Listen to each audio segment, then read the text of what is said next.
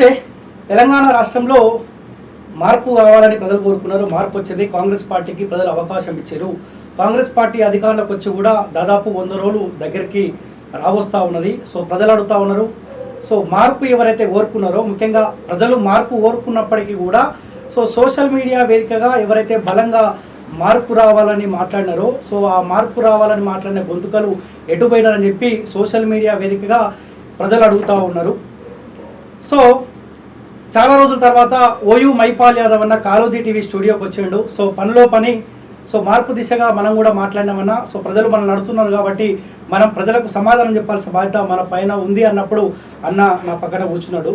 దానికి తోడు ఈ మధ్య రాజకీయ పరిణామాలు మారుతూ ఉన్నాయి. రాజకీయ నాయకులు వాళ్ళ స్వార్థం కోసం రాజకీయ నాయకులంతా ఏకతాటిపైకి వస్తూ ఉన్నారు. ఈ మధ్యకాలంలో BSP chief RS Praveen Kumar sir ఎవరైతే ఉన్నారో, ఆయన కేసీఆర్తో భేటీ అయినాడు. రాబోయే ఎంపీ ఎలక్షన్లో మేము పొత్తు పెట్టుకోబోతా ఉన్నాం. ఇక సీట్ల విషయం సంబంధించి 2-3 రోజులలో ఒక క్లారిటీ వచ్చే అవకాశం ఉంటుంది అన్న ఒక అంశాన్ని ప్రజల ముందు ఉంచిండు. ఏకంగా బీఎస్పీ సంబంధించిన గతంలో పోటీ చేసిన ఎమ్మెల్యే అభ్యర్థులు కావచ్చు, లేకపోతే బీఎస్పీ నాయకులు తెరపైకి వచ్చి ఆర్ఎస్ ప్రవీణ్ కుమార్ తీసుకున్న నిర్ణయాన్ని మేము స్వాగతిస్తలేం, ఆయన స్వార్థ రాజకీయాల కోసం ఆయన కేసీఆర్ తోటి భేటీ అయినాడని బీఎస్పీ నాయకులు కొంతమంది అంటా ఉన్నారు. లేదు, ప్రతిపక్ష పార్టీ సంబంధించిన కాంగ్రెస్ పార్టీ కావచ్చు, బీజేపీ కావచ్చు, ఇతర ప్రతిపక్ష పార్టీ సంబంధించిన నాయకులేమో వీళ్ళు ఇంటర్నల్గా KCR BSP chief RS Praveen Kumar కలిసే ఉన్నారు. కావాలని ఇప్పుడు ఈ అంశాన్ని మళ్ళీ తెరపై తీసుకుని వచ్చారని కొంతమంది మాట్లాడుతూ ఉన్నారు. నిజంగా BSP chief RS Praveen Kumar, KCR ఇద్దరు ఒకటేనా? రాబోయే ఎంపీ ఎలక్షన్స్ ఎట్లా ఉండబోతా ఉన్నాయి? నిజంగా కాంగ్రెస్ పార్టీ పైన వ్యతిరేకత వచ్చిందా? ఇవన్నీ అంశాలపైన మాట్లాడదాం. నాతో పాటు ఓయూ జేఏసీ నేత, ప్రశ్నించే గొంతుగా మైపాల్ యాదవ్ అన్న ఉన్నాడు. అన్న నమస్తే అన్న. నమస్తే.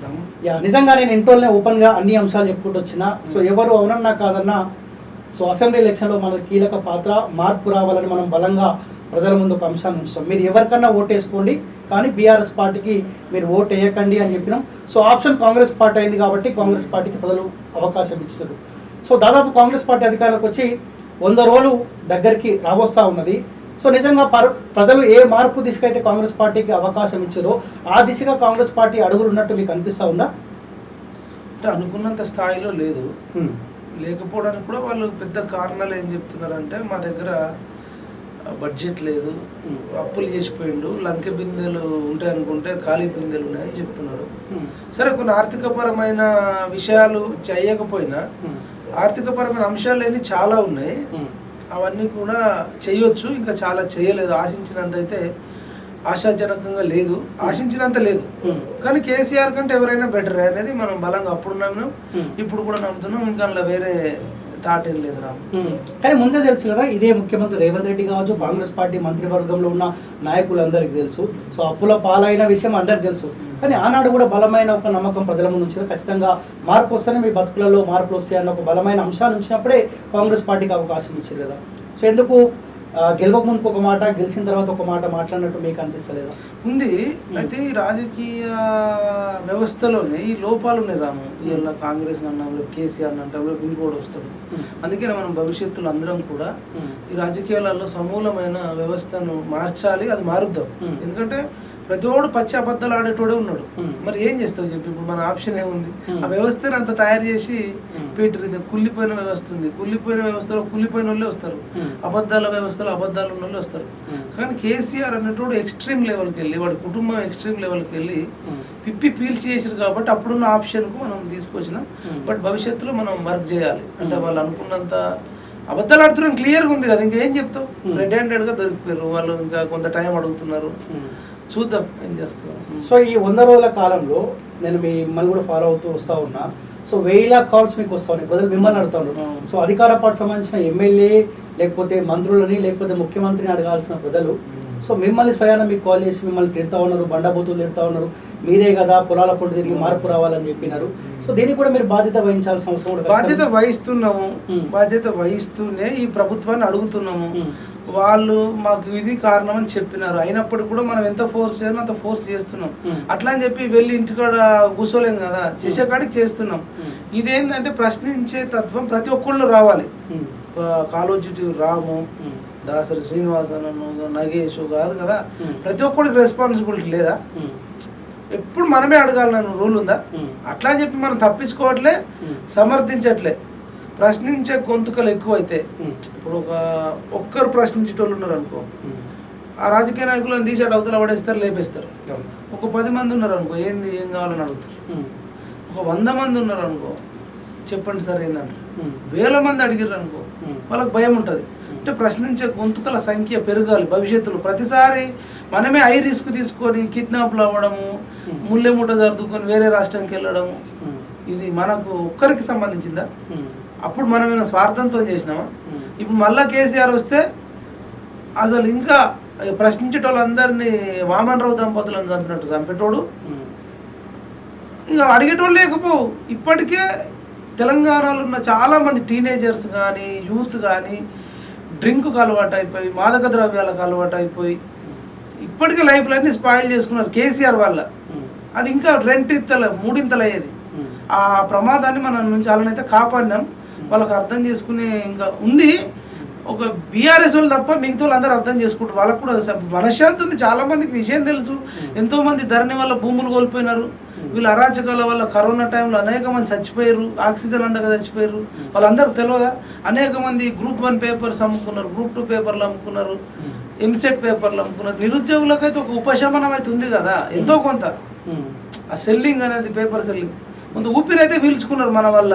కానీ సరే, కొంత ఊపిరి పీల్చుకున్న మాట వాస్తవం అయినప్పటికీ కూడా ఏ దూకుడు అయితే బీఆర్ఎస్ పార్టీ పైన మైపాల్ యాదవ్ ప్రశ్నించిండో, బలంగా ఒక దూకుడు కొనసాగించిండో, ఆ దూకుడు ఇప్పుడు ఎందుకు కనిపిస్తుంది అంటే దానికి ఏం సమాధానం? అదే చెప్తున్నారు, 100 రోజులు టైం అడిగారు. ఈవెన్ కేసీఆర్ కొత్తలు వచ్చినప్పుడు కూడా ఇది పసిగుడ్డు, ఇది ఇప్పుడే మొన్ననే తెలంగాణ వచ్చింది, మొన్ననే ప్రభుత్వం ఏర్పడ్డది, మాకు కొంత టైం ఇవ్వండి, ఇప్పుడే ఇంతగానో హింసిస్తారా అన్నాడు. మనం అప్పుడు కూడా 2014లో కేసీఆర్ గెలవంగానే మనం ఆయన మీద ఏం చేయలేదు. 5 సంవత్సరాల సమయం ఇచ్చినాం. తర్వాత 5 సంవత్సరాల తర్వాత కూడా వాళ్ళు మారకపోతే మెల్ల చేసుకుంటూ పోయినాం. వీళ్ళకు ఒక 100 రోజులు టైం ఇచ్చినాం. అయినా కానీ చేస్తున్నాం కదా, అంశాల వారిగా చేస్తాం. ఇప్పుడు అంశాల వారిగా చేయకుండా ఎట్లా పడితే అట్లా చేస్తాం. కానీ మీ టార్గెట్ కేసీఆర్ దిగిపోవాలంటే అంతే. కాంగ్రెస్ పార్టీ వచ్చింది. రేపు పొద్దుగాల కాంగ్రెస్ పార్టీ 100 రోజుల తర్వాత ఇచ్చిన 6 గ్యారెంటీలు అమలు చేయకపోతే, సో కేసీఆర్ పైన ఏ దూకుడు, ఏ మాటలతో అయితే మీరు ప్రజలు చైతన్యం చేశారు, రేపు పొద్దుగాల ఎంపీ ఎలక్షన్ల కంటే ముందు 100 రోజులు గడిస్తే, సో అదే పోరాటం కాంగ్రెస్ పార్టీ పైన మీరు చేసే అవకాశం ఉంటుంది? చేస్తాం, చేయాలి. ప్రతి ఒక్కళ్ళ బాధ్యత అంటున్నాను నేను. ఇది ఏంటంటే నా ఒక్కడికి వచ్చేదా, అప్పుడే ప్రాణాలకు తెగించినాం. ఆ దుర్మార్గుడు అయితే ఇప్పుడు ముక్కలు చేసేది. ఇప్పుడు వీళ్ళైనా తక్కువ వాళ్ళు కాదు, వీళ్ళు కూడా రేపు మనం ప్రశ్నిస్తే మన మీద దాడులు చేస్తారు. ఇప్పటికైనా నిరుద్యోగులు, యువత అందరూ కూడా ప్రశ్నించాలి. ఆ ప్రశ్నించేటోళ్ళ సంఖ్య ఎక్కువైతే ఆటోమేటిక్గా అన్ని డిమాండ్లు నెరవేరుతాయి రామది. సో మన పరిపాలనలో కూడా మార్పు రావాలనుకున్నాం, పార్టీ మారాలి అనుకున్నాం. సో మారిన క్రమంలో కాంగ్రెస్ పార్టీ అయింది. పరిపాలనలో మార్పులు రావాలంటే గత పాలకుడికి ఎవడైతే ఊడిగం చేసిండో, సో అధికారులు కూడా మారాల్సిన అవసరం ఉంటుంది కదా. అట్లా ఆ మార్పులు ఏమైనా కనిపిస్తాయా మీకు? అదే చాలా మార్పులు చేయాలి. నవీన్ మిట్టల్ అట్లనే ఉన్నాడు, అదే ప్రభుత్వంలో ఎటువంటి ఆయన మీద యాక్షన్స్ లేవు. ఇంకా అనేక మంది కరప్టెడ్స్ ఉన్నారు. స్మితా సబర్వాల్ మీద కూడా అలిగేషన్స్ ఉన్నాయి. తర్వాత మహేందర్ రెడ్డి టీఎస్పీ చైర్మన్ ఇచ్చిండు. ఇంకా ఎక్కువ మందిని రెడ్లనే అలర్ట్ చేసిన అనేది ఇక్కడ కనబడుతుంది కదా. అంటే మరి అందరికి కూడా అనుమానాలు ఉన్నాయి. ఇప్పుడు ఎంపీ ఎన్నికల్లో చూపిస్తారు కదా. అంటే చాలా చేయాల్సింది, అనుకున్నంత కూడా ముందుకు వెళ్తలేదు అనిపిస్తుంది. సో మీ ఆలోచన ఏందన్నా, ఎందుకు అధికారుల మార్పిడి ఎందుకు జరగట్లే? రజత్ కుమార్ కావచ్చు, లేకపోతే ఎవరైతే ఈ కల్వకుట్ల కుటుంబానికి బానిసగా పనిచేసిన అధికారులని రేవంత్ రెడ్డి మార్చపోని గల ఒక బలమైన కారణం కూడా ఉంటుంది కదా. మీ ఆలోచన ఏముంది? ఏమో మరి నాకు కూడా అంత అంటే అర్థం కావట్లేదు. మరి వాళ్ళతో ఏమైనా చేపిస్తుండా, అసలు ఏంది ఆ ప్రాబ్లం అనేది మనం తెలుసుకోవాలి, చేయాలి. ఈవెన్ సోమేష్ కుమార్ కూడా ఎంత దుర్మార్గుడు, ఎంత భూమి కొన్నాడు అనేది తెలుసు. రజత్ కుమార్ అది తెలుసు, స్మితా సబర్వాల్ది, నవీన్ మిట్టల్ది, శివ బాలకృష్ణ, ఇట్లా అనేక మంది చెప్పుకుంటూ పోతే చాలా మంది ఉన్నది లిస్టు. ఇప్పుడు ఎన్నికలలో అయితే అడుగుతారు, వాళ్ళు ఆన్సర్ అయితే చేయాలి. చేయకపోతే ఎంపీ ఎన్నికల్లో గట్టిగా బుద్ధి చెప్తారు, చెప్పాలి కూడా. ఓకే. సో ఈ మధ్య కాలంలో ఆర్ఎస్ ప్రవీణ్ కుమార్ పేరు ట్రెండింగ్ లో ఉంది. బీఎస్పీ చీఫ్ గా ఆయన కొనసాగుతూ ఉన్నాడు. కేసీఆర్ తో భేటీ అయినాడు. సో ఏ బహుజన వర్గాలను అయితే ఏకం చేసి బహుజన రాజ్యం రావాలని పదే చెప్పిన ఆర్ఎస్ ప్రవీణ్ కుమార్ ఏ బహుజనులు అయితే అనగదొక్కిన కేసీఆర్ దగ్గరపై జతగట్టడాన్ని మీరు ఎట్లా చూస్తూ ఉన్నారు? మంచి పనే కదా. అంటే ఆయన కేసీఆర్ అంటే ఇష్టం ఉంది కాబట్టి అండ్ పెద్ద అంటే మంచి పని. అంటే అట్లా జాయిన్ అవ్వడంతో అట్లీస్ట్ ఇప్పటికన్నా ఒక క్లారిటీ వచ్చింది ప్రజలకు వచ్చింది, అందరికి వచ్చింది. బహుజనులు ఎవరైతే బహుజనులు అంటాడో, ఎస్సీ ఎస్టీ బీసీలు మైనారిటీలు, ఎస్పెషల్గా బీసీలకు ఇక జన్మలో అంటే ఇప్పుడు అంటే అంత ఆగమేఘాల మీద చేయాల్సిన అవసరం లేదు. ఇప్పుడు కేసీఆర్ కింద పొత్తు పెట్టుకుంటే మళ్ళీ కేసీఆర్ సీఎం కావాలి అంటే నాకు తెలిసి అంటే వీళ్ళు ఎలక్షన్ ముందే అంటే మీరు అందరు కూడా ఇప్పుడు అనుకుంటారు కానీ ఎలక్షన్ ముందే నిజానికైనా పెట్టుకోవాల్సి వస్తే కాంగ్రెస్తో పొత్తు పెట్టుకోవాలి. ఇప్పుడు కేసీఆర్తో పీడించబడ్డ వాళ్ళు, కేసీఆర్ వాళ్ళ అరాచకాలకు గురై ఆత్మహత్యలు చేసుకున్న వాళ్ళు, మర్డర్లకు గురైన వాళ్ళు, పేదరికం అనుభవించిన వాళ్ళు ఎస్సీ ఎస్టీ బీసీ మైనారిటీలు ఎక్కువ ఉన్నారు. అట్లాంటి నీచుడికి 1,00,000 మందిని చంపిండని చెప్పిండు. ఈయననే 1,00,000 ఎకరాలు దోసుకున్నాడు అని చెప్పిండు. ఈ కేటీఆర్ అనేటువంటి ట్విట్టర్ పిట్ట ప్రబలిక చావుకు అతనే కారణం అన్నాడు. గ్రూప్ 1 పేపర్లు అమ్ముకున్నారు అన్నాడు. అన్ని అమ్ముకున్నారు, చేసిర్రు, అది చేసిర్రు అని చెప్పిండు. మరి చెప్పినోడు కేసీఆర్ ఓడిపోవాలంటే కేసీఆర్ను ఓడించే శక్తి ఉన్న వాళ్ళతో నువ్వు పొత్తు పెట్టుకోవాలి. అంతే, నువ్వు పొత్తు పెట్టుకోకుండా 100కు పైగా సీట్లలో నిలబెట్టినావంటే ఓట్లు గెలిచాలి, కేసీఆర్ను మళ్ళీ గెలిపియాలి. ఆ ప్లానింగ్తో వచ్చినట్టు ఇప్పుడు ఈయన నవ్వుకుంటూ మాట్లాడేది, వీళ్ళు కలిసిమెలిసి ఉన్నదాన్ని బట్టి మనకు క్లియర్గా అర్థమవుతుంది. సిర్పూర్ కాగజ్ నగర్లో ఈయన ఓటుకు 1,200 వంచడానికి డబ్బులు ఇచ్చినట్టు వాళ్ళ మధ్యలో ఉండే మధ్య నాయకులకు పైసలు కూడా పంచితే 1,200 వంచితే వాళ్ళు ఎట్లయినా గెలుస్తాడు కదా అని చెప్పేసి 200 ఇచ్చి 1,000 రూపాయలు వాళ్ళే ఉంచుకున్నారట. అంటే సిర్పూర్ కాగజ్ నగర్లో ఉన్న వాళ్ళు మనోళ్ళు చాలా మంది చెప్పారు. అయితే ఏమనిపించింది అంటే నాకు అర్థం, ఓట్లు ఇవ్వండి, నోట్లు ఇవ్వండి, ఓట్లు వేయండి అని చెప్పి అధికారం కోసం డబ్బులు కూడా పంచడానికి ఎగబడ్డారు. అంటే ఇది పక్క కేసీఆర్ ఇవ్వకుండా ఇంకొద్దిమంది ఏమంటారు, ఓట్లు అంటే సీట్లు కూడా అమ్ముకున్నాడు అంటారు చాలా దగ్గరలో. ఇప్పుడు మా సాంబశివ గౌడ నేను కాలేజ్ టీవీలో చెప్పినప్పుడు హుజూర్ నగర్ సీట్ అమ్ముకున్నాడు అని చెప్తున్నాడు. తర్వాత ఇంకా అనేక దగ్గరలో సీట్ అమ్ముకున్నాడు అని చెప్తున్నారు. ఇట్లా ఆ వచ్చిన డబ్బులతోని సిర్పూర్ కాగజ్ నగర్లో ఎమ్మెల్యే కావాలనుకున్నాడా, లేదంటే కేసీఆర్ కూడా అనేక ఫండ్ ఇచ్చిండా? నాకు ఇప్పుడేం అర్థమవుతుందంటే, నువ్వు ఒకడు గెలువు, మిగతా వాళ్ళని నిలబెట్టి ఆ నిలబెట్టిన దగ్గర వాళ్ళకు ఒక 5,000 10,000 ఓట్లు వచ్చేటట్టు చూడు. చూస్తే మన క్యాండిడేట్ బీఆర్ఎస్ వాళ్ళు గెలవాలి. నువ్వు బీఎస్పీ నుంచి ఒక్కడు గెలిస్తే చాలు, నీకు హోమ్ మినిస్టర్ ఇస్తా అని చెప్పినట్టున్నాడు. అసలు వీళ్ళు ఎక్స్పెక్ట్ చేయాలి రిజల్ట్. పక్క ఆర్ఎస్పీ గతం బీఎస్పీకి పడ్డ ఓట్లు ఏనుగు గుర్తుకు పడ్డా కానీ డబ్బులు పడతాయని ఎక్స్పెక్ట్ చేశారు. ఆ దేవుడి దయ వల్ల మరి వాళ్ళ క్రిమినల్ బ్రెయిన్కు ఆ పంచభూతాలు సహకరించలే. గతంలో వచ్చిన దానికంటే చాలా తక్కువ ఓట్లు వచ్చినాయి. కానీ ఒకవేళ KCR BSP chief RS Praveen Kumar ఇద్దరి మధ్య రిలేషన్ ఉంటే ఒకవేళ, కానీ సిర్పూర్ కాగజ్ నగర్లో ఆర్ఎస్పీ గెలుపు కోసం కేసీఆర్ అన్నాడు పనిచేసే అవకాశం ఉంటుండే కదా. చేసిరు కానీ కుదరలేదు కదా, చేయలేదని ఎవరు అంటారు? ఇప్పుడు ఆయన అన్నిగానే డబ్బులు ఓటుకు 1,200 వంచిండంటే వాళ్ళ మధ్యలో 200 వంచిర్రు అంటే మరి వాళ్ళకి దేవుడే బుద్ధి పుట్టించిండేమో, ఈయన ఓడిపోవాలనుకున్నారేమో. ఒకవేళ 1,200 ఇచ్చుంటే గెలిచేటోడు. వాళ్ళు ఎందుకు ట్రై చేయలేదు అనుకుంటున్నావు? ప్రయత్నం చేసి ప్రతిసారి అనుకునే జరిగాయి కదా. సొంత కూతురే ఒకసారి ఓడిపోయింది కదా, వీళ్ళు అనుకునే పోయిర్రు కానీ అది వర్కౌట్ కాలే. అందుకని ఇప్పుడు కోనేరు కోనప్పకి ఈ విషయం తెలిసి అబ్బా నన్నే ఓడించాలని చూసిర్రా అని చెప్పేసి కోనేరు కోనప్ప కాంగ్రెస్లో రేవంత్ రెడ్డిని కలిసిండు. అంటే ఈయన గెలిచి హోమ్ మినిస్టర్ అయిదాం అనుకున్నాడని ఇప్పుడు క్లియర్గా అర్థమవుతుంది. ఇప్పుడు ఈయన వల్ల సూర్యాపేటలో వట్టెజయని నిలబెట్టి రెచ్చగొట్టడం వల్ల బీఆర్ఎస్ జగదీశ్వర్ రెడ్డి గెలిచి, వట్టెజయనే లేకపోతే ఇదైపు. తర్వాత పటాన్ చెరువులో నీలమ్మదన్న బీఎస్పీ నుంచి చేయడం వల్ల ఈయన చేయకుండా ఇండిపెండెంట్ గా గెలిచినోడేమో, నీలమ్మద గెలిచినోడేమో. ఈయన గీయడం వల్ల ఓట్లు చీలిపోయి ఇటు ఈయన గెలవకుండా అటు కాంగ్రెస్ నుంచి కాటం సినన్న గెలవకుండా మళ్ళీ గుడే మైపాల్ రెడ్డి గెలిచి. సిద్దిపేటలో కూడా చక్రధర్ గౌడ్ దాదాపు 18,000 ఓట్లు పడ్డాయి. అవన్నీ కొంచెం కాంగ్రెస్ పడే ఓట్లే. అట్లా ఇప్పుడు సూర్యాపేటలో కానీ, తర్వాత ఇక్కడ మన పటాన్ చెరువులో కానీ ఇప్పుడు వీళ్ళ వల్లనే బీఆర్ఎస్ గట్టెక్కింది. ఇంకా ఇట్లా అనేక దగ్గరలో వీళ్ళు గెలిచిన దగ్గర కూడా బీఎస్పీ కొన్ని ఓట్లు గెలిచింది. అంటే వీళ్ళు అనుకున్నంత స్థాయిలో రాలేవు కాబట్టి కాంగ్రెస్కు ఒక 64 సీట్లు, సిపిఐ దానికి ఎంతనో 1 సీట్ వచ్చింది, బీజేపీకి 8 సీట్లు వచ్చినాయి. వీళ్ళు అనుకున్నారు, నేను అనుకున్నది ఏంటంటే ఆర్ఎస్పీ సిరిపూర్లో గెలుస్తాడు, తర్వాత ఈ బీఎస్పీ పార్టీ ఓట్లు గెలిచడం వల్ల బీఆర్ఎస్ వాళ్ళు ఒక 50 అన్న గెలుస్తారు, ఎంఐఎం ఒక 7, తర్వాత సిపిఐ అంటే రావచ్చు 1 8, అట్లా ఒక వీళ్ళే ఒక 60 సీట్లకు సెట్ చేసుకుంది ఎవరైనా ఇండిపెండెంట్లు గెలిస్తే ఎట్లా అని అట్లా స్కెచ్ చేసిపోయినట్టు మనకు స్పష్టంగా అర్థమవుతుంది. కానీ ఈయన పోరాటం చూస్తే ఆర్ఎస్ ప్రవీణ్ కుమార్ సార్ పోరాటం చూస్తే ఏనాడు కూడా కేసీఆర్ అయినా ఒకటే అన్న ఆలోచన ఎవరి దాంట్లో కూడా రాలేదు. కానీ ప్రతి అంశం పైన పేపర్ లీకేజ్ కావచ్చు, లేకపోతే ప్రబలిక ఆత్మహత్య విషయంలో కావచ్చు, ఏ ఇష్యూ వచ్చిన విద్యార్థి సమస్యల పట్ల ఒక బలంగా మాట్లాడాడు. సో అలాంటి బలంగా మాట్లాడిన ఆర్ఎస్ ప్రవీణ్ కుమార్ సడన్ గా కేసీఆర్ దగ్గరికి పోవడం, ఆయనతో పొత్తు పెట్టుకోవడం ఏదైనా బలమైన కారణం ఉంటుందా? నేను అదే చెప్తున్నా కదా, వీళ్ళు స్టార్టింగ్ నుంచే ఉన్నారు కానీ డౌట్ రాకుండా జాగ్రత్త పడ్డారు. ఇప్పుడు ఆయన అంతా ఆర్ఎస్ ప్రవీణ్ కుమార్ చేసిన పోరాటం కేసీఆర్ పార్టీకి ఇబ్బంది కలిగించలేదని మీరు అనుకుంటారా? ఇబ్బంది వాళ్ళు ఎట్లా ప్లాన్ చేసినా నీకు చెప్తా. ఇప్పుడు నువ్వు చెయ్యి, ఎట్లా నిరుద్యోగులలో వ్యతిరేకత ఉంది. ఆర్ఎస్ ప్రవీణ్ కుమార్ చేయలే, రామ్ చేసిండు, మైపాల్ యాదవ్ చేసిండు, బీజేపీ పార్టీ చేసింది, కాంగ్రెస్ పార్టీ కూడా ఎంతో ఎవరికి చేతనైనంత వాళ్ళు చేసుకుంటూ వచ్చారు.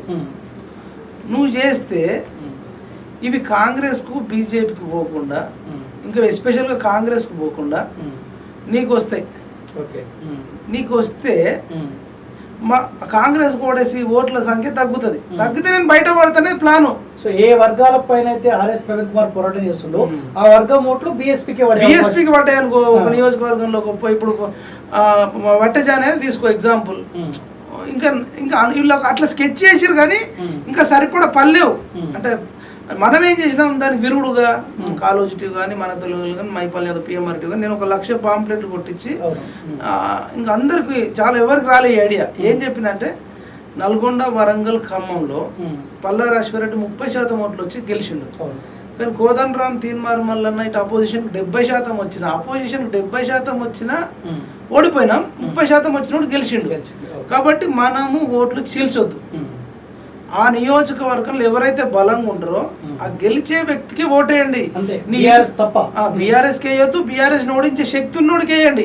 నీ ఇంట్లో నిలబడ్డా ఓటేయద్దు, రైతులు నిలబడ్డా ఓటేయద్దు, నిరుద్యోగులు నిలబడ్డా ఓటేయద్దు, నీకు ఇష్టమైన పార్టీ నిలబడ్డా, ఇష్టమైన వ్యక్తి నిలబడ్డా ఓటేయకండి అని మన ఛానళ్ళు ఇవన్నీ పాంప్లెట్ కూడా బలంగా తీసుకెళ్లడం వల్ల కొంత వర్కౌట్ అయిపోయి మనం చెప్పినాం కూడా నిరుద్యోగులకు. ఈ కేసీ రావు, కేటీ రావు, హరీష్ రావు, కవితారావు, ఈ రావులు ఉన్నన్ని రోజులు మనకు ఉద్యోగాలు రావు. వీళ్ళు ఓడిపోవాలి అంటే వీళ్ళని ఓడించే శక్తి ఉన్న పార్టీకి కానీ వ్యక్తులకు కానీ ఆయా నియోజకవర్గాలు వేయండి, ఓట్లు చీల్చకండి అని 1కి 100 సార్లు చెప్పడం వల్ల నిరుద్యోగులకు స్పష్టత వచ్చి బీఎస్పీకి వేయలేదు. ఒక సిర్పూర్ కాగజ్ నగర్లోనే కొంతవరకు వేసారు కానీ మిగతా దగ్గరలో ఎక్కువ వేయలే. ఒకవేళ మనం ఈ క్యాంపెయిన్ చేయకపోతే ఇప్పుడు బీఆర్ఎస్కు 39 వచ్చినాయి, పక్కా అలా 52, 53, 54 వచ్చేది. ఎందుకంటే నిరుద్యోగుల ఓట్లు కనుక ఒక 10 దగ్గరలో కాంగ్రెస్కు, 10-12 దగ్గరలో కాంగ్రెస్కు, బీఆర్ఎస్కు తగ్గఫర్ ఉంది.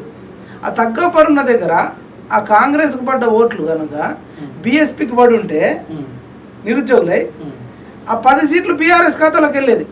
అప్పుడు 39 కాస్త 49 అయ్యేది. 49 అయితే ఎంఐఎం అయినతో పొత్తు పెట్టుకుంటుండే.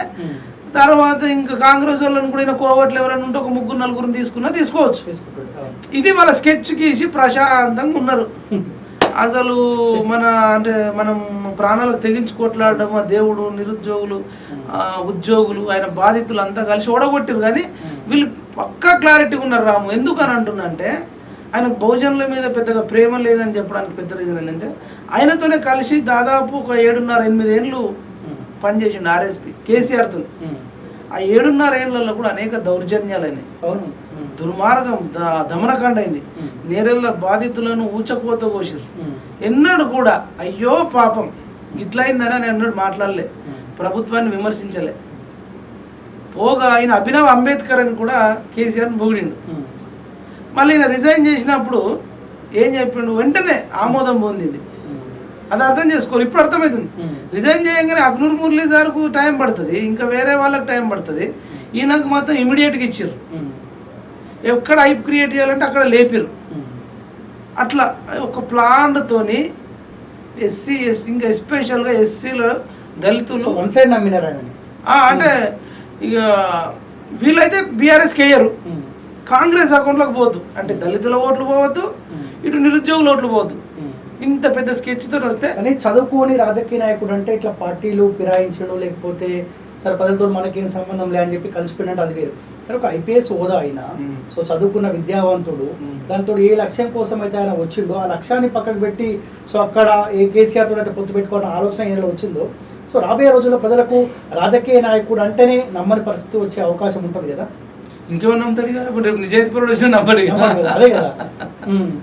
అదే అంటే ఒక క్రిమినల్ బ్రెయిన్ తో వచ్చి ఎంత బాధాకరం అంటే ఇంకా సరే పొత్తు పెట్టుకున్నావు, నీ స్వార్థం కోసం నువ్వు పొత్తు పెట్టుకున్నావు, నీకు ఒక నాగర్ కర్నూలు నుంచి ఎంపీ సీట్ కావాలి కాబట్టి పొత్తు పెట్టుకున్నావు, చెప్పు నేను ఎంపీ కావాలనుకుంటున్నా, నేను పొత్తు పెట్టుకున్నా చెప్పకుండా ఈ పొత్తు కూడా ఎస్సీ ఎస్టీ బీసీల కోసమే పెట్టుకున్నాడట.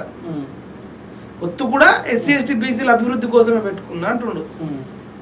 ఎస్సీ ఎస్టీ బీసీలను చంపినోడితో పొత్తు పెట్టుకొని, ఎస్సీ ఎస్టీ బీసీల భూములు లాక్కున్నోడితో పొత్తు పెట్టుకొని, ఎస్సీ ఎస్టీ బీసీల ఎగ్జామ్ పేపర్స్ అమ్ముకున్నోడితో నువ్వు పొత్తు పెట్టుకొని, ఎస్సీ ఎస్టీ బీసీల ఎంసెట్ పేపర్లు అమ్ముకున్నోడితో పొత్తు పెట్టుకొని, ఇదేం వ్యూహం రాము? అంటే వాట్ ఈజ్ యువర్ ఇంటెన్షన్? అంటే ఏం చెప్పుదాం అనుకుంటున్నావు? ఒక క్రిమినల్ తోని ఫ్రెండ్షిప్ చేసి నయీం గారితో ఫ్రెండ్షిప్ చేస్తే అది బహుజన రాజ్యం కంటే ఎట్లుంటది?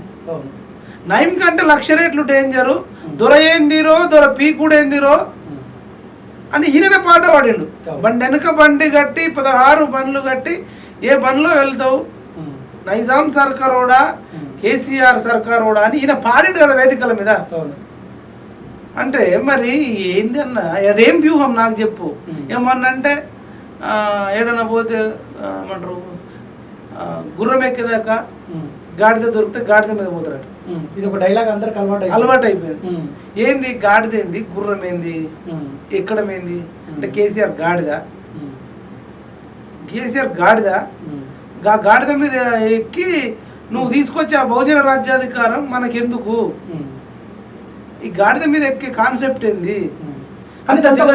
మాయావతి డైరెక్షన్ లోనే నడిచిందని చెప్పి ఆయన అంటా ఉండు. మేడం పర్మిషన్ లేకపోతే నేను ఎందుకు భేటీ అవుతా, మేమెందుకు పొత్తు పెట్టుకుంటాం అంటా. అట్లా కదా, అట్లా నువ్వు మన ఆర్ఎస్ ప్రవీణ్ కుమార్ది మనం చూసినాం, కేసీఆర్ చూసినాం. ఆర్ఎస్ ప్రవీణ్ కుమార్ గారు ఆయన ఫేస్ సోషల్ మీడియాలో కూడా చూసినాం. మేము బేంజీ గారిని అడిగినాం, ఆమె ఒప్పుకున్నది, ఆమె ఆశీర్వదించింది, ఆమెకు కృతజ్ఞతలు, ఇటు కేసీఆర్ కృతజ్ఞతలు చెప్పిండు. ఎక్కడ మేము ఆ మాయావతి ఒత్తిడి వల్ల పెట్టుకోవాల్సి వచ్చిందను, మాయావతి ఆదేశాల మేరకు పెట్టుకోవచ్చిందని నేను ఎక్కడ చెప్పట్లే. ఇప్పటికి కూడా ఇది నా వ్యూహం. అన్ని రాజకీయ పార్టీలు పొత్తులు పెట్టుకున్నాయి, మేము పెట్టుకుంటే తప్పిందంటుండు. మరి అన్ని రాజకీయ పార్టీలుగా నీది పక్తు రాజకీయ పార్టీ అయినప్పుడు నీకెందుకు నమ్మాలి? నీది పక్తు రాజకీయ పార్టీ, ఎటువంటి విలువలు లేవు, అనైతిక పొత్తు, చంపినోడితోని నువ్వు సావాసం చేస్తాడు. అంటే నువ్వు ఏమి ఇద్దాం అనుకుంటున్నావు ఇండికేషన్? అంటే నీ స్టూడెంట్స్కి నువ్వేం చెప్దాం అనుకుంటున్నావు? నువ్వు ఎదగడం కోసం ఎవరినన్నా మోసం చేయొచ్చు, నువ్వు తిట్టినోడితో కూడా ఫ్రెండ్షిప్ చేయొచ్చు, 1,00,000 మందిని చంపినోడితో కూడా ఫ్రెండ్షిప్ చేయొచ్చు అని నువ్వు ఈయన వ్యూహంలో భాగంగా రేపు పొద్దుగాల కేసీఆర్ కూడా పక్క జరిపే అవకాశం ఉంటుంది కదా ఈయన ఆలోచన అంచనా ప్రకారము. సో ఏ బహుజన వర్గాలని బహుజన రాజ్యం కోసం అని చెప్పి ముందడు ఏపించినాడు. సో నా వ్యూహంలో భాగంగానే కేసీఆర్ తో పొత్తు పెట్టుకుంటున్నాను. వ్యూహం ఏంది రాము? ఒకసారి చెప్పు, నీకేం అర్థమైంది చెప్పు. ఏందైనా వ్యూహం? ఇప్పుడు బీఎస్పీ పార్టీ జాతీయ పార్టీ, బీఆర్ఎస్ పార్టీ జాతీయ పార్టీ, వాళ్ళ ప్రకారం ఇప్పుడు దేశవ్యాప్తంగా వీళ్ళు పోటీ చేస్తారా? ఎన్ని సీట్లలో పోటీ చేస్తారు దేశవ్యాప్తంగా? నాకు తెలిసి వీళ్ళు దేశవ్యాప్తంగా చేయరు, తెలంగాణలో చేస్తారు. సరే తెలంగాణలో చేస్తారు. బీఎస్పీ పార్టీ పెద్ద పార్టీ కంపేర్ టు బీఆర్ఎస్. మన పొత్తు పెట్టుకున్నప్పుడు బీఎస్పీకి ఎక్కువ సీట్లు ఇవ్వాలి, ఇస్తారా? బీఎస్పీకి ఎక్కువ ఇస్తారా? అసలు ఆ పొత్తు పెట్టుకోవడం ఏంది? ఏ ప్రజలైతే కాండ్రించి ఉమ్మేసిన పార్టీయో వాడిని కౌగులించుకోవడం ఏంది? ఇప్పుడు కాంగ్రెస్ పార్టీ బీజేపీ మీద ఉన్న కోపం కేసీఆర్ దగ్గర తీసింది అనుకోవచ్చా? రాజ్యాంగాన్ని తప్పుదో తీసుకెళ్లే ప్రయత్నాలు చేస్తా ఉన్నాయి జాతీయ. అవును, ఇప్పుడు ఇలా చెప్తే కాంగ్రెస్ పార్టీ తప్పు చేస్తుందని చెప్పు, లేదంటే బీజేపీ చేస్తుందని చెప్పు. కాంగ్రెస్ బీజేపీ రెండు చేస్తున్నాయి అనడం ఏంది? అసలు నాకు కాన్సెప్ట్ అర్థం కాలే. ఇప్పుడు వీళ్ళు గెలిపించారు అనుకుందాం, ఎంపీ దాంట్లో అనుకుందాం కొద్దిసేపు, వీళ్ళ దాంట్లో ఎవరు ప్రధానమంత్రి అవుతారు? మాయావతి, ఆర్ఎస్ ప్రవీణ్ కుమార్, కేసీఆర్, నువ్వు చెప్పు ప్రధానమంత్రి ఎవరైతారు? వీళ్ళకు ఒక 17 సీట్లలో వేసారు అనుకుందాం. వీళ్ళ పొత్తుకు ఈ 17 సీట్లతో వీళ్ళ ముగ్గురిట్లలో ఎవరు పిఎం అవుతారు? ఐడియా ఉందని అంటే జనరల్ వచ్చి ఏదో అంటే ప్రధానమంత్రి. ఇప్పుడు వీళ్ళకి 17 సీట్లు వస్తాయి అనుకో, ఉత్తరప్రదేశ్లో ఎన్ని వస్తాయి? 1, 2 రావచ్చు, రాకపోవచ్చు. 17 సీట్లతో ఎంపీ అవ్వడం ప్రధానమంత్రి అవ్వడం సాధ్యం కదా. అంటే అప్పుడు ఏం చేయాలి, మళ్ళీ కాంగ్రెస్ కూటమికో ఇండియా కూటమికో ఎన్డీఏ కూటమికో పోవాలి.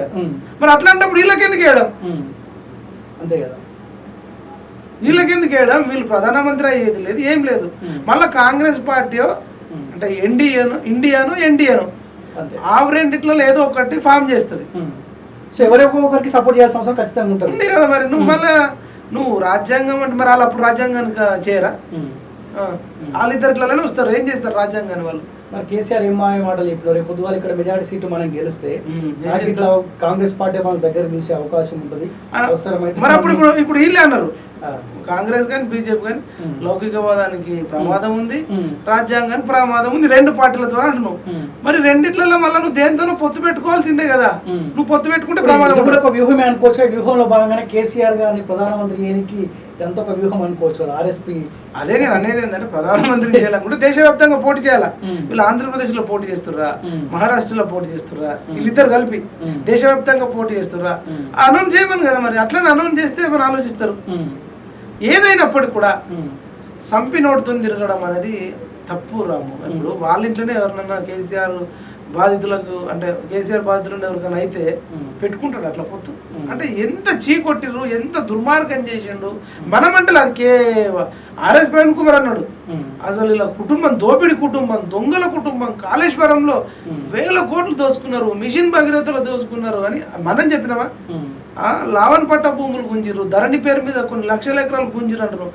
క్రిమినల్ తో ఫ్రెండ్షిప్ చేస్తే ఆ మనిషిని ఏమనాలి, ఎట్లా చేస్తావు, ఏమైంది నీకు, అంత ఎమర్జెన్సీ ఏమొచ్చింది, నువ్వు సీఎం కావాలనుకుంటే నీకు డిఎస్పీ ఉంది కదా, ఇప్పుడు విశారదంతో నువ్వు పొత్తు పెట్టుకోవచ్చు కదా, కదిరే కృష్ణ ఉన్నాడు, ఇంకా చాలా మంది ఉన్నారు కదా. ప్రభావం ఏమైనా ఉండొచ్చా, ప్రభావం పెట్టడం, నీకు ఇస్తా ఆర్ఎస్ ప్రవీణ్ కుమార్ గారు నీకేం కావాలని ఇస్తా. నేను అనేది ఏంటంటే వాళ్ళు కలిసి ఇప్పుడు హరీష్ రావు కేసీఆర్ ఎట్లా, హరీష్ రావు కేసీఆర్, ఆర్ఎస్పీ కేసీఆర్ అంతే అంటున్నా నేను ఫస్ట్ నుంచి. ఓకే, బీఆర్ఎస్పీ అని కూడా సోషల్ మీడియాలో బలంగా పోతా ఉంది. కేసీఆర్ అంటే ఈయనకి ఎనలేని అభిమానం, ప్రేమ. ఎందుకు ఈయన నడుము ఇరిగిందో ఇరగలేదో కానీ ఇరిగిందా అని ఊటిన ఎంత బిజీ ఉన్నా పోయి హాస్పిటల్కి పోయి అంత తొందరగా చూసి కేటీఆర్ను పరామర్శించి వచ్చిండు. సొంత కుటుంబ సభ్యుల్లాగా 1,00,000 కోట్లు దోసుకున్నాడు, లక్షల భూములు గుంజుకున్నోడిని వాడు చస్తేంది బతుకుతుంది, నాడు మిరుగుతుంది ఇరగకపోతుంది, వాడు దోపిడి దొంగ అని చెప్పి నువ్వే చెప్పినావు, అదే నోటితో నువ్వు అందరూ కాల్సిన అవసరం ఏంది. ఇప్పుడు బహుజన వర్గాలు ఆర్ఎస్ ప్రవీణ్ కుమార్కి దూరమయ్యే అవకాశం ఉంటుందా? ఆర్ఎస్ ప్రవీణ్ కుమార్ గారికి కేసీఆర్కి దగ్గర అయిండో ఆ వర్గాలు కూడా మళ్ళీ ఏ పొత్తు అయితే ఈయన ఆర్ఎస్ ప్రవీణ్ కుమార్ పెట్టుకుంటుండో ఆ పొత్తుకి ప్రజలు ఈ బహుజన వర్గాలు ముఖ్యంగా ఎస్సీ వీళ్ళు సపోర్ట్ చేసే అవకాశం ఉంటుందని అనుకుంటున్నారు. ఇప్పుడు వీళ్ళు ఈయన అంతా మనం సీరియస్గా ఫైట్ చేసిండు అది ఇది అన్నప్పుడే గతంలో కంటే తక్కువ ఓట్లు వచ్చినాయి. అంటే ఇంకా అంత పూర్తిగా నమ్మలే. ఇప్పుడు క్లియర్గా పొత్తు పెట్టుకున్నాడు కదా. అప్పుడు కేసీఆర్తో పొత్తున్నదేమో, కేసీఆర్ మనిషి ఏమో అనుమానం ఉంటేనే ఓట్లేదు. ఇప్పుడు మొత్తం క్లియర్గా నేను పొత్తు పెట్టుకున్నా అన్న తర్వాత ఇంకెందుకు ఓటేస్తారు? ప్రవీణ్ కుమార్ ఒక్కరు నాగర్ కర్నూలు నుంచి ఎంపీ అయితే బహుజన వర్గాలందరికీ న్యాయం జరిగినట్టేనా, లేకపోతే ఏ నాయకులు అయితే ఆర్ఎస్ ప్రవీణ్ కుమార్ ని నమ్మి ఆ పార్టీని నమ్మి రీసెంట్ గా అసెంబ్లీలో పోటీ చేసిన వాళ్ళందరూ జీవితాలు ఏంది, ఒక్కొక్కరు వేలకు లక్షలు ఖర్చు పెట్టుకున్నారు, వాల్ రైటింగ్ చేయించారు, పోస్టర్లు వేయించుకురు, సోషల్ మీడియా మెయింటైన్ చేసిర్రు. పాపం సాంబశివ గౌడ హుజూర్ నగర్ నుంచి ఆయనను 2 ఏళ్ళు తిప్పుకొని సర్దార్ పాపయ్య గౌడ్ అంటే వాళ్ళ సర్దార్ పాపన్న గౌడు వారసుడు అని చెప్పేసి రెచ్చగొట్టి లేపి ఆయనకు టికెట్ ఇవ్వకుండా ఒక ఎస్సీ కమ్యూనిటీకి జనరల్ టికెట్ ఇచ్చిండు. ఈయన సిర్పూర్ కాకాజ్ నగర్ లో బీసీకి ఇవ్వకుండా ఈయన జనరల్ దాంట్లో పోయి పోటీ చేసిండు. అంటే నువ్వు కాంగ్రెస్ రెడ్డి రాజ్యం అయితే, కేసీఆర్ది విలమ రాజ్యం అయితే నువ్వేం మాదిగ రాజ్యం తీసుకొద్దాం అనుకున్నావా? నువ్వెట్లా జనరల్ టికెట్ బీసీకో ఓసీకో ఇవ్వాలి, ఎస్సీ ఎస్టీలకు వాళ్ళకు రిజర్వేషన్ సరిపడి ఉన్నాయి కదా.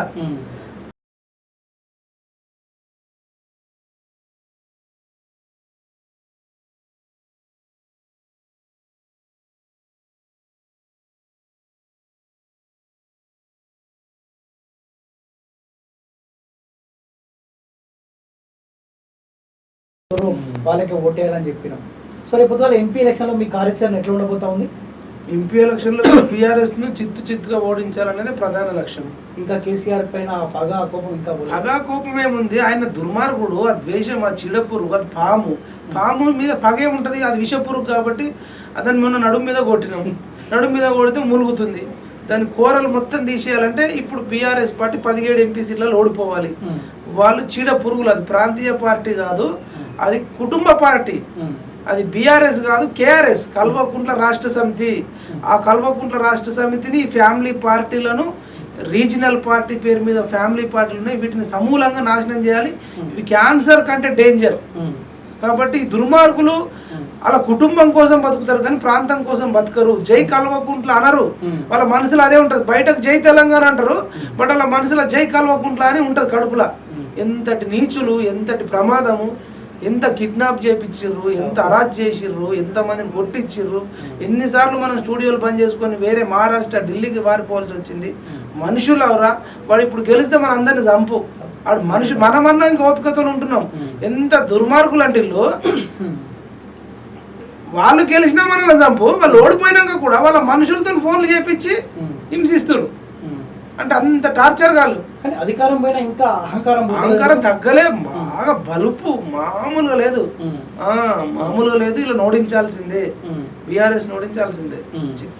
బీఆర్ఎస్ పార్టీని ఎంపీ ఎలక్షన్ లో ఓడించాలనుకుంటే కూడా సో సరైన పార్టీ అని మీకు ఏదనిపిస్తుంది? కాంగ్రెస్ అనిపిస్తుందా, బీజేపీ అనిపిస్తుందా? ఏ పార్టీ అంటే ప్రధాన పార్టీలు కాంగ్రెస్, బీజేపీ కనిపిస్తా ఉంది, బీఆర్ఎస్ పార్టీకి దీటుగా. సో ఏ పార్టీ బెటర్ అని మీరు అనుకుంటున్నారు? మనము పార్టీ పరంగా చెప్పలేం కానీ క్యాండిడేట్ల పరంగా ఎవరైతే మంచి నిలబడతారో, అది కాంగ్రెస్ కానీ, బీజేపీ కానీ, ఇంకో పార్టీ కానీ, బీఆర్ఎస్ కాకుండా, బీజేపీ కూడా కాకుండా, ఎందుకంటే బీఎస్పీ బీఆర్ఎస్ పొత్తు పెట్టుకున్నాయి కాబట్టి ఈ రెండింటిని ఓడించడమే మన ప్రధాన లక్ష్యం. ఈ ఉన్న మిగతా పార్టీలు కావచ్చు, ఇండిపెండెంట్ కావచ్చు, ఎవరికైతే గెలిచే సత్తా ఉంటుందో, ఎవరైతే మంచి క్యాండిడేట్లను నిలబెడతారో, ఎవరైతే 10 మందికి సాయం చేస్తారో అట్లాంటి క్యాండిడేట్లను చూసుకోవాలి రాము. సో మనం కొన్ని నియోజకవర్గాల పార్లమెంట్ పరిధి గురించి మాట్లాడుకుందాం. సో మల్కాజ్గిరి నుంచి హుజరాబాద్లో ఓడిపోయిన ఈటెల రాజేందర్ మల్కాజ్గిరి నుంచి ఎంపీ టికెట్ సాధించిండు. సో గెలుస్తా అంటా ఉండు. సో ఈటెలకు ఎంత మేరకు అవకాశం ఉంటుంది, గెలిచే అవకాశం ఉంటుందా ఈ సిటీ ప్రాంతంలో? అయితే బీఆర్ఎస్ నుంచి మనమైతే ఓడించాలంటున్నాం. వాళ్ళు ఎంత మంచి ఓడికి ఇచ్చిన కథ. కాంగ్రెస్ నుంచి ఎవరికి ఇస్తారు టికెట్ అనే దాని మీద ఆధారపడి ఉంటది. కాంగ్రెస్ లో మరి ఈటెల రాజేందర్ కంటే మంచి వ్యక్తికి ఇస్తే ఎట్లుంటుందో చెప్పలేము. కానీ ఇప్పుడున్న సిచ్యువేషన్ లో మనం మల్కాజ్గిరి సైడ్ కానీ, మేడ్చల్ సైడ్ కానీ, తర్వాత ఉప్పలు, బోర్డు ఉప్పలు, కంటోన్మెంట్, ఇదంతా తిరుగుతుంటే యూత్ లో అంటే మనం మాట్లాడుతుంటే మేజర్ గా కొంత ఈటెల రాజేందర్ కు కొంత ఎడ్జు, లేదంటే కొంత నరేంద్ర మోడీ ఆవా, అంటే వేరే కొన్ని సర్వే సంస్థలు కూడా చెప్తున్నాయి. మరి మల్కాజ్గిరి సెగ్మెంట్ లో మాత్రం అట్లా ఉంది. మరి వీళ్ళు అంతకంటే మంచి క్యాండిడేట్ ని తీసుకొస్తారా లేదా చూడాలి. కానీ ఎట్లయినా కానీ ఈటెల రాజేందర్ అన్న మీద కొంత సింపతి ఉంటుంది జనరల్ గా, తెలంగాణ సమాజానికి ఉంటుంది, ఈవెన్ మల్కాజ్గిరిలో ఉన్న వాళ్ళకి కూడా ఉంటుంది. ఎందుకంటే ఆయన తెలంగాణ ఉద్యమకారుడు, ఎక్కడేం కబ్జాలు చేసింది లేదు. అంటే కేసీఆర్ బలవంతంగా గెలిపించిండు అనుకో, ఎవరన్నా అన్న అంటే నేనున్నా అని పోతే వీలైతే అన్నం పెడతాడు. ఇట్లాంటి మంచి అడ్వాంటేజెస్ అయితే ఉన్నాయి. అటు నరేంద్ర మోడీకి సెంట్రల్లో కూడా కొంత ఉంది కాబట్టి మేబీ మల్కాజ్గిరిలో అయితే ఇప్పుడు కొంత ముందంజలు ఉన్నాడు. తర్వాత వేరే వాళ్ళకి టికెట్ ఇస్తే ఎట్లుంటో చూడాలి. కానీ వ్యక్తిగతంగా ఈయనకున్న గ్రాఫ్, సో సెంట్రల్లో బీజేపీ ఉండాలన్న ఆలోచన కూడా సోవరవన్న కానీ కొంత సమాజం అయితే ఉన్నది. సరే నరేంద్ర మోడీ చేస్తున్న నిర్ణయాలా లేకపోతే రామ మందిరమా, ఇవన్నీ కొంత కలిసి వచ్చే అవకాశం ఉన్నట్టు కనిపిస్తుంది. గాలి అయితే కొంత వీస్తున్నట్టు అనిపిస్తుంది. ఇంకోటి వీళ్ళు కూడా కాంగ్రెస్ వాళ్ళు కొన్ని పచ్చి అబద్ధాలు ఆడుతున్నారు ఈ రాష్ట్రంలో. ఎట్లా ఫర్ ఎగ్జాంపుల్ నిరుద్యోగ భృతి మేము చెప్పలేమంటున్నాం, బట్టి విక్రమార్క మేము చెప్పలేదంటే అట్లా సరే లేట్ అవుతుంది అని చెప్పాలి కానీ చెప్పలేమంటే ఇబ్బంది అవుతుంది. అట్లా ఇప్పుడు కొంత ఆటో డ్రైవర్లకు కొంత ఇబ్బంది అవుతుంది, వాళ్ళతో కూర్చుండి డిస్కస్ చేసింది కొంచెం తక్కువనే ఉంది.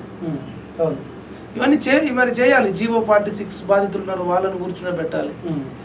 మరి ఇప్పుడు ఏదో ఇప్పుడు 200 యూనిట్ల కరెంట్ ఫ్రీ అంటారు. 200 కంటే 1 యూనిట్ పెరిగినా 201 యూనిట్కి కొట్టాలి, మొత్తం బిల్లు కట్టాలంటారు. అది చాలా అట్లాంటి డిసిషన్ తీసుకోవద్దు. ఎట్లా తీసుకోవాలి? 200 దాకా ఫ్రీ ఇస్తాం, ఆ నుంచి ఎంత కాలినా ఎక్కువ బిల్ కట్టాలని చెప్పేసి మీరు కొన్ని తెల్లగా రేషన్ కార్డు ఉన్న వాళ్ళకి ఇస్తారా, ఇంకెవరికి ఇస్తున్నారా, ఆదాయాన్ని పట్టిస్తారా, అట్లా చెక్ చేసుకోవాలి. కానీ ఇప్పుడు అసలే ఎండాకాలం, అవును. మరి ఇక ఫ్యాన్లు తిరుగుతాయి, ఇప్పుడు భయంతో కూడా కరెంటును వాడుకోవాల్సిన పరిస్థితి ఒక పేద కుటుంబం. మరి అట్లా ఉండొద్దు కదా. అట్లా కూడా కొన్ని మైనస్లు అయితే ఉన్నాయి. చూడాలి మరి ఇప్పుడు వీళ్ళు రైతు రుణమాఫీ విషయంలో కానీ ఇంకా మరి ఇంకా కాలేదు, రైతు బంధు కూడా ఇంకా మరి మొత్తం పూర్తిగా కాలేదు. నిరుద్యోగులకు కూడా ఒక కార్డు ఇస్తున్నారు, ఒక 5 లక్షలకు ఎంతకు కార్డు ఇస్తుంది, దాన్ని వాడుకోవాలన్నారు, దాన్ని ఊసెత్తుతలేరు. మరి టీఎస్పీఎస్ చైర్మన్ ఆ మహేందర్ రెడ్డిని పెట్టిర్రు, నవీన్ మిట్టల్ని అట్లనే ఉంచుకున్నారు. సోమేష్ కుమార్ మీద ఎటువంటి యాక్షన్ లేదు, రజత్ కుమార్ మీద ఎటువంటి యాక్షన్ లేదు, ఆ విద్యుత్ శాఖకు సంబంధించిన ప్రభాకర్ రావు మీద ఎటువంటి లేదు. ఒక సరిత అనేట ఆమె దొంగ డోర్ను వచ్చి జాబ్ చేసింది, డబ్బులు తీసుకుందాం, ఆమె మీద ఎటువంటి యాక్షన్ లేదు. ఇక్కడ దాకా ఎవడు అరెస్ట్ అయిన వాళ్ళు లేడు. మరి ఎట్లా? ఓకే, సో ఇది నిజామాబాద్ నియోజకవర్గం పార్లమెంట్ పరిధికి వస్తుందా? సో ఎట్లుంది, ధర్మపురి అరవింద్ ఈసారి గెలిచే అవకాశం ఉందా? అక్కడ సిట్టింగ్ ఎంపీగా ఆయనే కొనసాగుతా ఉంటూ కల్వకుట్ల కవిత అక్కడ నుంచి పోటీ చేస్తుంది అనుకుంటా. సో ఎవరి మధ్య పోటీ ఉంటుంది? ధర్మపురి అరవింద్కు ఎంత మేర అవకాశం ఉంటుంది అక్కడ? కాంగ్రెస్ తోనే పోటీ ఉండొచ్చు, బీఆర్ఎస్ ఎవరు నమ్మే పరిస్థితి లేదు. కవిత పోటీ చేసిన కానీ కవిత పోటీ చేసిన నమ్మరు, బీఆర్ఎస్ నుంచి అసలు నమ్మరు మన నిజామాబాద్ లో. పోయినసారి అందరూ ఎమ్మెల్యేలు వాళ్ళ మనుషులు ఉన్నప్పుడే కవితను చిత్తు కూడా ఇచ్చారు. ప్రధానంగా అయితే ఎంపీ అరవింద్ బీజేపీకి కాంగ్రెస్ మధ్యలో జరుగుతుంది. కాంగ్రెస్ నుంచి టికెట్ ఎవరు ఇస్తారు అనే దాని మీద మరి ఆధారపడి ఉంటుంది. పోటీ కాంగ్రెస్ వర్సెస్ బీజేపీ. మరి మేము దీక్ష చేస్తా ఉంది కదా, పోటీ నమ్మడు, ఈమె లిక్కర్ రాని అని తెలుసు, దొంగ అని తెలుసు. ఇవన్నీ చెప్పాలంటే కేసీఆర్ ఓడిపోవడంలో అత్యంత కీలక పాత్ర వహించింది కవితనే. ఆడదాని వాళ్ళ రాజ్యాలు కూలిపోతాయి అన్నారు, కానీ బీఆర్ఎస్ బీజేపీ రెండు కూలిపోయినాయి ఆ టైంలో. ఏమని లోపడేయకపోతే, లిక్కర్ స్కామ్ అరెస్ట్ చేయకపోతే అసెంబ్లీ ఎట్లా ఇబ్బంది అయిందో, ఈ పార్లమెంట్ ఎలక్షన్ లో కూడా బీజేపీ ఇబ్బంది అయ్యే అవకాశం. ఇప్పుడు అది ఓన్ పట్టించుకుంటారు, అప్పుడున్నంత వేవైతే నడవలేదు. సరే మర్చిపోయారు అనుకో. ఒకటి, రెండోది ఎట్లా ఉంటుందంటే ఇప్పుడు ఈడీ చేసుకునేది, సిబిఐ చేసుకునేది వీళ్ళు కరెక్ట్ తిప్పికొట్టలేకపోయారు బీజేపీ. ఇప్పుడు మరి అట్లా అంటే కాళేశ్వరంలో 1,00,000 కోట్ల అవినీతి జరిగింది, ఇది జరిగింది, మేము రాగానే అందరినీ బొక్కలేస్తాం, అందరు డైరీ రాసుకున్నారు రేవంత్ రెడ్డి అన్నాడు. మరి ఇప్పటిదాకా మెగా కృష్ణారెడ్డి అరెస్ట్ అయిందా? కాళేశ్వరంకి సంబంధించి కేసీఆర్ అరెస్ట్ అయిందా? కేటీఆర్ అరెస్ట్ అయిందా? కవిత అరెస్ట్ అయిందా? అప్పుడు దానికి కొంచెం టైం పడుతుంది, ప్రాసెస్ ఉంటుంది, చూడాలి. కాకపోతే ఇప్పుడు ఆ కవిత అనేది పెద్ద మ్యాటర్. దీక్ష చేస్తుంది కూడా జాగృతి ఆధ్వర్యంలో చేస్తుంది. నేను చేసే పోరాటాలు బీఆర్ఎస్ పార్టీకి సంబంధం ఉండే, జాగృతి ఆధ్వర్యంలో చేసుకుంటా, నాకు ఒక ఎజెండా ఉంది అని అంటుంది. అంటే బీఆర్ఎస్ పార్టీ దగ్గర రాణిస్తలేదా, కేసీఆర్ దగ్గర రాణిస్తలేడా? సో ఎందుకు ఇవ కొత్త ఎజెండా ఎత్తుకుందంటారు? ఇక మనకు తెలియదు, కానీ కవితను మాత్రం ఒక జోకర్ గా చూస్తారు, ఒక క్రిమినల్ గా చూస్తారు తప్ప అట్లా అసలు ఆమెకు క్రెడిబిలిటీ ఎక్కడ ఉంది? ఆమె మనిషి చేయాల్సిన లక్షణాలు ఉన్నాయా? 20 లక్షల వాచి తిరుగుడైంది, నీకు డబ్బులు ఎడికలు వచ్చినాయి, సొంత ఇల్లు లేదన్నావు, ఏంది అదంతా? ఇలా ఫ్యామిలీని చిత్తుగా ఓడించాలి రాము. వీళ్ళు మనుషులు గారు. ఈ 9-10 ఏళ్ళలో ఎవరు కష్టం వచ్చినా బయటకు రాలేదు, కనీసం సింపతి చూపించలేదు. ఇంత రాచి రంపాన పెట్టిరు ప్రశ్నించే గొంతుకలను అడ్డొచ్చిన వాళ్ళందరినీ. ఇంకా వీళ్ళు దయ్యాలు వేదాలు వల్లించినట్టు ఉన్నది ఇలా మాటలు వింటుంటే. అసలు బీఆర్ఎస్ వాళ్ళ మాటలే నమ్మొద్దు తెలంగాణ ప్రజలారా. మీకు ఇష్టమో ఏదో బీజేపీ కాంగ్రెసా ఇంకెవరైనా ఇండిపెండెంటా, మీకు నచ్చిన వాళ్ళని చూసుకోండి తప్ప ఎట్టి పరిస్థితుల్లో బీఆర్ఎస్ కు ఓటు వేయొద్దు. అది మంచిది కాదు. మేము చదువుకున్న వాళ్ళని చెప్తున్నాం, మీ మంచి కోసమే చెప్తున్నాం. మాకు వచ్చేది లేదు, మాకు ఇవ్వాలంటే ఎప్పుడో కోట్ల రూపాయలు ఇస్తుండే మేము తీసుకుంటుండేవా, అవి మీరు ఆ కష్టాలలో ఉన్నారని తెలియని వాళ్ళకి మనం చెప్తున్నాం. ఎంత దుర్మార్గుడు! రైతు బంధు కోటీశ్వర్లకు రైతు బంధు ఇస్తాడా? అది ఏం దుర్మార్గం? మరి భూమి లేని ఎటు చావాలి? ఆ ట్రాక్టర్లు ఇచ్చినావు, ఉన్నోడికి ఇచ్చినావు. రైతు బంధు బాగా డబ్బులు కోట్లీశ్వర్లకు ఇచ్చినావు. నువ్వు ఎవరినే ఉద్ధరించింది? ఉద్యోగాలు నచ్చిన వాళ్ళకు సింగరేణిలో కవిత అమ్ముకుంది, ఎంసెట్ పేపర్లు లీక్ చేసుకున్నారు, గ్రూప్ 1 గ్రూప్ 2 అది మొత్తం లీకులు అయిపోయినాయి. డిఎస్సి అయ్యిరా అంటే అట్లా టార్చర్ పెట్టిండు, మినీ డిఎస్సి వేసిండు, మెగా డిఎస్సి ఏమంటే పోలీస్ జాబులు, కానిస్టేబుల్ జంపులు ఎక్కడ దేశంలో లేనంత లాంగ్ జంప్ అట, హై జంప్ అట, ఏందది జీవో 46 తీసుకొచ్చిండు. ఇట్లా ఒక్కటి కాదు, అన్ని నరకం చేసి ధరని తీసుకొచ్చి దాంట్లో ఉండే పాపం ఎప్పటి నుంచో భూమి సాగు చేసుకుంటున్న వాళ్ళు అది కాలం తీసి పడేసి వాళ్ళని రోడ్ల మీద పడేసిండు, కౌలు రైతులకు రోడ్ల మీద పడేసిండు. ఒక్కటి కాదు, అసలు ఒక విధ్వంసం చేసిండు. అసలు అట్లాంటి వాళ్ళను ఇంకా ప్రజలు ఎట్లా క్షమిస్తున్నారు అనేది నాకు ఒక విచిత్రం అనిపిస్తుంది. ఓకే, కరీంనగర్లో సిట్టింగ్ ఎంపీగా బండి సంజయ్ కుమార్ కొనసాగుతా ఉన్నాడు. సో పార్టీ కూడా టికెట్ ఆయనకే ఇచ్చింది. బీఆర్ఎస్ పార్టీ నుంచి వినోద్ కుమార్ పోటీ చేసే అవకాశం ఉంది. కాంగ్రెస్ పార్టీ నుంచి ప్రవీణ్ కుమార్ రెడ్డి పేరు వినిపిస్తుంది. సో ఎట్లా ఉంటుంది? త్రిముఖ పోటీ ఉంటుందా? ఎవరికేమేమి ఉండదు, అక్కడ కూడా కాంగ్రెస్ బీజేపీ ఉంటుంది. బీజేపీ నుంచి అయితే మరి బండి సంజయ్ పాదయాత్ర అది ఇది కొంత దూసుకుపోతున్నట్టు ప్రజాహిత యాత్ర చేస్తా ప్రజాహిత యాత్ర చేస్తున్నట్టున్నాడు, ఆల్రెడీ సిట్టింగ్ ఎంపీ. అయితే వీళ్ళు నాకు తెలిసి బీజేపీకి ఏదైనా అడ్వాంటేజ్ అయితే ఇక్కడ నరేంద్ర మోడీది కొంత అడ్వాంటేజ్ అవుతుందేమో అనిపిస్తుంది. రామ మందిర నిర్మాణం కావచ్చు, 370 ఆర్టికల్ కావచ్చు, తర్వాత ఇక కొంత నరేంద్ర మోడీ అంటే ఎటువంటి అంటే ఆయన ఫ్యామిలీ లేకపోవడం, అంటే ఆయన ఫ్యామిలీ కోసం లక్షల కోట్లు ఎన్నికేసుకోవడం, ఇట్లాంటి ఆరోపణలు అయితే లేవు కదా. ఇవి కొంత బీజేపీకి అడ్వాంటేజ్ అవుతుందేమో. నరేంద్ర మోడీ బ్రాండ్ కొంత వాడుకునేటోళ్ళకి వాడుకున్నంత అని ఉపయోగపడుతుంది ఏమో అనిపిస్తుంది. ఎందుకంటే అదే ఇక్కడ ఉన్నోళ్ళు పెద్దగా ఫైట్ అయితే చేయలేదు, చేసినట్టు అనిపించలేదు. మనం కష్టపడ్డంత కూడా కష్టపడలేదు. కాకపోతే నరేంద్ర మోడీ కొంత ఈ పార్లమెంట్ ఎలక్షన్ లో బీజేపీ కనుక కొన్ని ఎక్కువ సీట్లు కనుక బదలిస్తే కాంగ్రెస్ పార్టీ కూడా కొంత ఒళ్ళు దగ్గర పెట్టుకుని పనిచేసే అవకాశం ఉంటుంది. ఎందుకంటే ఇప్పుడు అప్పట్లో మల్కాజ్గిరిలో రేవంత్ రెడ్డి ఏమన్నాడు, మాకు ఎద్దును ఇట్లా ముళ్ళుతో పొడవడానికి ప్రశ్నించే గొంతుకకు మద్దతు ఇవ్వండి, ఎదిరించేవాడు లేకపోతే బెదిరించేవాడిది రాజ్యం అవుతుంది, నన్ను గెలిపియండి, నేను కేసీఆర్ను ప్రశ్నిస్తా అని చెప్పాడు. ఇప్పుడు వీళ్ళు కూడా బీజేపీ వాళ్ళు మేబీ ఈటెల రాజేందర్ కానీ, బండి సంజయ్ కానీ, ఎంపీఆర్ వింద్ కానీ, కొండ విశ్వేశ్వరరెడ్డి కానీ మిగతా వాళ్ళు కూడా అనే అవకాశం ఉంది. అదే ప్రశ్న మాకు కొంచెం ప్రశ్నించడానికి స్కోప్ ఇవ్వండి అని అడగొచ్చు. ఎట్లా వెళ్తారో చూడాలి మరి. సో ఏది మాటల యుద్ధం, రేవంత్ రెడ్డి బండబూతులు, కేసీఆర్ తిట్టడం లేకపోతే కేటీఆర్ తిట్టడం, సో ఏం మెసేజ్ ఇవ్వదలుచుకుంటారు సమాజానికి వీళ్ళిద్దరు? అదే కదా, ఏంటది పేగులు మెడలు వేసుకుంటారా? కేసీఆర్ పేగులు మెడలు వేసుకోవడం కంటే అంతకంటే దారుణమైంది ఏం లేదు. ఎందుకంటే కేసీఆర్ కంపు వాసన, పుల్లు వాసన, వాడు మనిషే కదా, విషము, పేలికలు, అవి మేక పేలికలే మెడలు వేసుకోరు, అట్లాంటి మనిషి పేలికలు వేసుకోవడం ఇంకా డేంజర్. ఒకవేళ వేయాల్సి వస్తే హరీష్ రావు మెడలను, కేటీఆర్ మెడలను, కవిత మెడలు వేయవు. నువ్వు మెడలు ఎందుకు వేసుకున్నావు? ఆ స్మెల్ భరించలేక మళ్ళీ నువ్వు హాస్పిటలైజ్ అయితే మాకో సమస్య. కాబట్టి ఎందుకు మాటలు కోటలు దాటుతున్నాయి, చేతలు గడప దాటట్లేదు. నువ్వు ఏదైనా చేయాలనుకుంటే సంస్థలు ఉన్నాయి, సంస్థల ద్వారా వాళ్ళ బినామీలను బట్టి ఆ బినామీలతో మొత్తం వసూలు చేయి, నీకే ప్రజలు నీరాజనాలు పడతారు. ఒక్క బినామీని అరెస్ట్ చేయకుండా వాళ్ళ మీద ఎటువంటి అరెస్ట్ వారెంట్లు కానీ, ఇన్వెస్టిగేషన్ కానీ, ఏసీబీకి సంబంధించినవి జరగకుండా మల్లారెడ్డి ఇల్లు కూలగొడుతారు. మరి కాలేజీలు కూలగొట్టేటప్పుడు ఫస్ట్ ఆఫ్ ఆల్ ఎవడైతే పర్మిషన్స్ ఇచ్చారో ఆ పర్మిషన్ ఇచ్చిన అధికారులను కూడా అరెస్ట్ చేయాలి కదా, వాళ్ళకి నోటీసులు ఇవ్వాలి కదా. మల్లారెడ్డి కూడా అరెస్ట్ వారెంట్ ఇవ్వాలి కదా. కాలేజీలు కూలగొడతా ఉంటే నేనేమో ప్రభుత్వ సలహాదారుడు వేమనరేందర్ రెడ్డి తోటి మల్లారెడ్డి వాళ్ళ అల్లుడు భేటీ అవుతారు. మరి అంటే ఇప్పుడు మీరు మళ్ళీ ఇది ఒకవేళ మల్లారెడ్డిని కానీ, మల్లారెడ్డి కుటుంబ సభ్యులను కానీ కాంగ్రెస్ లోకి తీసుకుంటే మీరు ఆ అపవాదం మోయాల్సి వస్తుంది. అసలు అందరూ పిల్లి కళ్ళు మూసుకొని పాలు తాగితే ఎవరు చూస్తలేరు అనుకుంటుందంట. అందరు అన్ని గమనిస్తారు. ఇప్పటికే బొంతు రామ్మోహన్ తీసుకున్నారు. స్వాగతిస్తారు అన్న జాయినింగ్స్ 10 ఏళ్ల కాలం పాటు ప్రజలు ఇబ్బందులు పడతా ఉంటే బొంతు రామ్మోహన్ మనం ఎట్లా స్వాగతిస్తాం? వీళ్ళంతా అలా కళ్ళారా చూసి ప్రజలు ఇబ్బంది పడతా ఉంటే అధికారం పోగానే కేసీఆర్ దొంగ అయిండు, కాంగ్రెస్ పార్టీ ఇప్పుడు దూరైంది వీళ్ళకు. దీన్ని స్వాగతిస్తా ఉన్నారు కాంగ్రెస్ పార్టీ. అట్లాంటికి ఏం చేద్దాం, ఇప్పుడు బొంతు రామ్మోహన్ తీసుకున్నారు, ఈయన లే ప్లేస్ లో సామా రామ్మోహన్ రెడ్డి అని ఉంటాడు ఎల్పీ. ఆయన మరి పాపం 10 ఏళ్ల నుంచి కేసీఆర్ మీద కొట్లాడుతున్నాడు, అనేక డిబేట్లలో పోయిండు, ధర్నాలు చేసిండు, రాజధాని వీళ్ళు చేసే దోపిడీ గురించి ఎండగట్టిండు. కేసీఆర్ దళిత బంధువుని ఎట్లా దోపిడీ చేసిండు, రైతు బంధువులు ఎట్లా దోపిడీ చేసిండు, ఎగ్జామ్ పేపర్లు ఎట్లా లీక్ చేసిండు, దళితులను బీసీలను ఎట్లా మోసిండు, ఆయన కొట్లాడు. మరి బొంతు రామ్మోహన్ కంటే సామా రామ్మోహన్ చాలా బెటర్ కదా.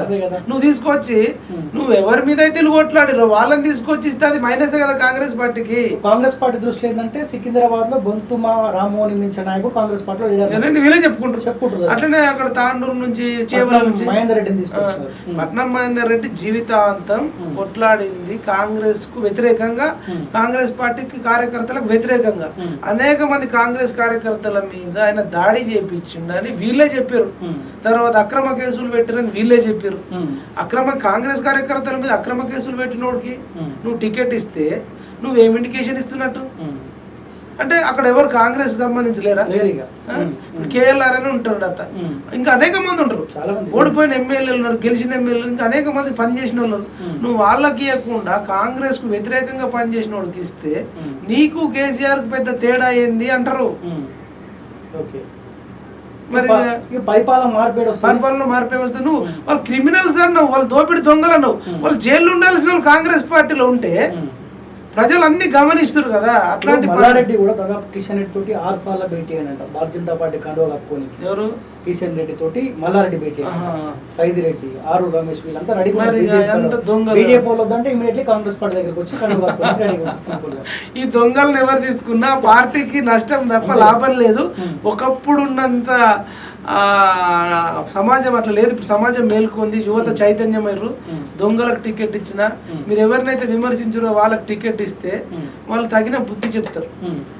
సో చివరిగా క్లోజ్ చేద్దామన్నా. పట్టభద్రుల ఎమ్మెల్సీ ఎలక్షన్స్ రాబోతా ఉన్నాయి. బక్కా జెర్సన్ అన్న వరంగల్, నల్గొండ, ఖమ్మం పట్టభద్రుల ఎమ్మెల్సీలో పార్టీ సహకరించిన చెప్పి నేను బరిలో ఉంటాను చెప్పి ప్రచారం స్టార్ట్ చేసిండు. తీన్మార్ మల్లన్న అదే టికెట్ ఆశిస్తా ఉన్నాడు. బీఆర్ఎస్ పార్టీ నుంచి ఎవరున్నా ఎట్లయినా ఓడిపోతారు. సో ఎట్లా ఉంటుంది ఈ ఇద్దరి మధ్య పోటీ? ఆయన కాంగ్రెస్ పార్టీ నుంచి ఒకవేళ పోటీ చేసే అవకాశం ఉంటుంది. జెడ్సన్ అన్న టికెట్ ఇస్తే చెప్పి నేను బరిలో ఉంటా అంటుంది. సో ఎట్లా ఉంటుంది ఇద్దరి మధ్య మూడో వ్యక్తి గెలిచే అవకాశం ఉంటుంది? అదే ఇది టఫ్ క్వశ్చనే, చూడాలి ఇంకా భవిష్యత్తులో. ఇప్పుడు నన్ను కూడా పోటీ చేయమని అంటారు, దాసరి సీనన్నను కూడా పోటీ చేయమంటారు, నిన్ను కూడా పోటీ చేయమంటున్నారు, ఇంకా చాలా మందిని పోటీ చేయమంటున్నారు. నిరుద్యోగుల నుంచి ఎవరైనా వస్తారేమో, బీజేపీ ఏ క్యాండిడేట్కి ఇస్తారో తెలియదు. కాంగ్రెస్ మరి బక్కా జెడ్సన్కి పిలిచి ఇవ్వచ్చు, తీర్మానం వల్ల అప్పుడు ఇవ్వచ్చు. అంటే వాళ్ళు టికెట్లు కన్ఫర్మ్ అయిన తర్వాత మనం ఒక అంచనాకు రావచ్చు. మీకు ఆలోచన ఉందా పోటీ చేయాలని? నాకు ప్రజెంట్ అయితే పెద్దగా ఆలోచన లేదు ఎన్నికల్లో పోటీ చేయాలి అంతా. కానీ నిరుద్యోగులు అయితే నువ్వైతేనే బాగుంటుంది అన్న. తెలంగాణ నిరుద్యోగ రక్షణ చేసి పెట్టి నువ్వు అన్ని లైబ్రరీలు తిరిగినావు, నిరుద్యోగుల కోసం ప్రాణాలకు తెగించినావు. బాన్స్వాడలో పోలీసులు ముట్టడించారు, రౌడీలు ముట్టడించారు, కేటీఆర్ మనుషులు సిరిసిల్లలో ముట్టడించారు, నాగార్జున సాగర్లో ఎత్తుకపోయారు, దుండిగల్లో కేసు పెట్టారు. ఉస్మాన్ యూనివర్సిటీ అంతా కూడా ఇంటెలిజెన్స్ వస్తే ఢిల్లీకి పారిపోతుంది, మహారాష్ట్ర పారిపోతుంది. మోస్ట్ ఎలిజిబుల్ పర్సన్ అంటారు. కానీ ఇప్పుడు మనకు పరిచయం ఉన్న బక్కా జెడ్సన్ నిలబడ్డాడు, తీన్మార్ మల్లన్న కూడా తెలుసు. మళ్ళీ వీళ్ళకి వ్యతిరేకంగా మనం నిలబడడం అవసరం అని నాకుంది. కానీ వాళ్ళైతే చేయమంటున్నారు. నేను ఇప్పటికిప్పుడైతే నిర్ణయం తీసుకోలే, చూద్దాం భవిష్యత్తులో ఏం జరుగుతుందని చూద్దాం. ఎమ్మెల్సీ అనేది పెద్ద మ్యాటర్ కాదు నా దృష్టిలో. ఎంపీ ఎలక్షన్ లో మాత్రం మనకు ఫోకస్ బీఆర్ఎస్ మాత్రం చిత్తుగా లేకపోతే ఎంపీగా పోటీ చేయాలని ఆలోచన వల్ల అంటున్నారు. కానీ నేను ఇప్పుడు మీరు చాలా మంది సోషల్ మీడియాలో కూడా పోటీ చేస్తామని అడుగుతారు.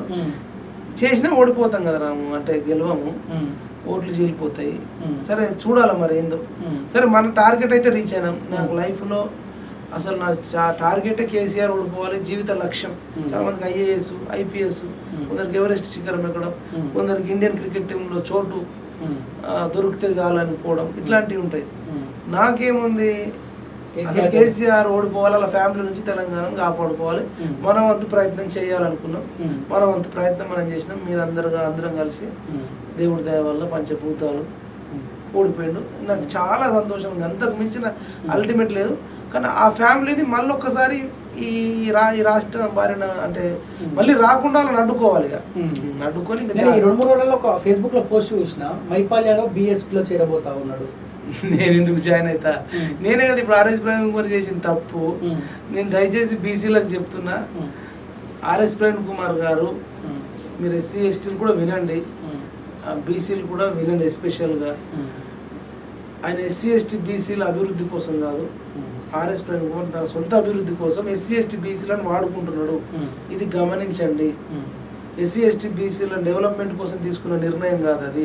ఎందుకంటే వెలమాతో కలిసి అది ఎస్సీ ఎస్టీ బహుజన రాజ్యం ఎట్లయితుంది, వెలమాల అది 0.5. వాళ్ళతో నీకెందుకు పొత్తు పెట్టుకోవాలి? మనం 90% అని నువ్వే చెప్తున్నావు. 90% ఉన్నాడు, 0.5 ఉన్నాడుతో ఎందుకు పొత్తు పెట్టుకోవాలి? అంటే నీ కాన్సెప్ట్ తప్పైపోయింది. బహుజన రాజ్యం కాదు, బహుజన ప్లస్ వెలమ రాజ్యం తీసుకొద్దాం అనుకుంటున్నావా? బహుజన ప్లస్ వెలమ రాజ్యం తీసుకొస్తా అంటే మేము నమ్మం. ఇంకొకటి, ఆయన ప్రెస్ మీట్లో కానీ ఎక్కడ చూసినా అంతా ఎస్సీలే కనపడుతున్నారు, అందులో బీసీలు లేరు. మరి ఏంది ఇది? వాళ్ళు రెడ్ల రాజ్యం తీసుకొచ్చి వాడు వెలమ రాజ్యం తీసుకొస్తే నువ్వు ఎస్సీల రాజ్యం అంటున్నావా?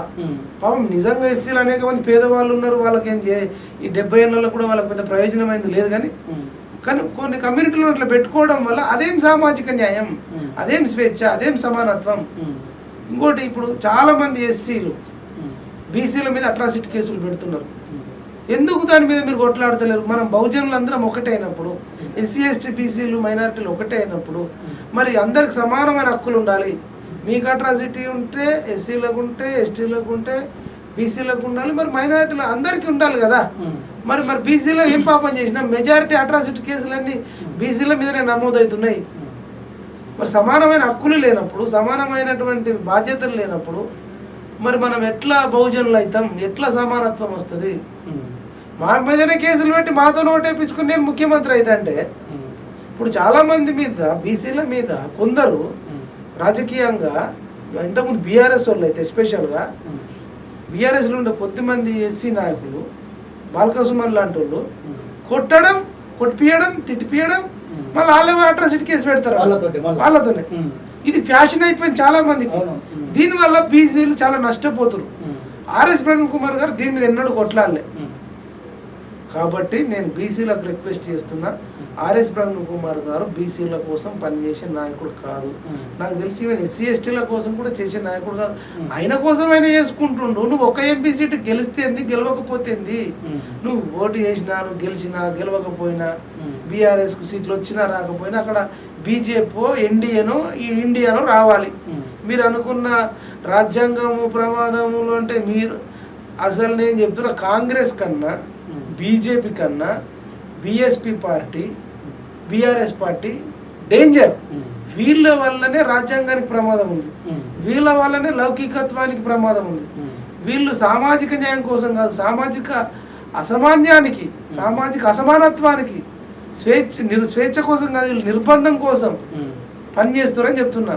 ఈయన కాంగ్రెస్ బీజేపీ డేంజర్ అంటుండు, నేను బీఎస్పీ బీఆర్ఎస్ మోర్ డేంజర్ అంటున్నా. ఇది నమ్మకండి దయచేసి. బీఎస్పీ బీఆర్ఎస్ కూటమికి 0 రావాలి, ఇదే చెయ్యాలి. ఎందుకంటే అనేక మంది ఎన్ఆర్ఐలు డబ్బులు ఇచ్చిర్రు, ఉద్యోగస్తులు డబ్బులు ఇచ్చిర్రు, చిన్నపిల్లలు ఇచ్చిర్రు, ముసలోళ్ళు ఇచ్చిర్రు, వీళ్ళు అభ్యర్థులు ఇచ్చిర్రు.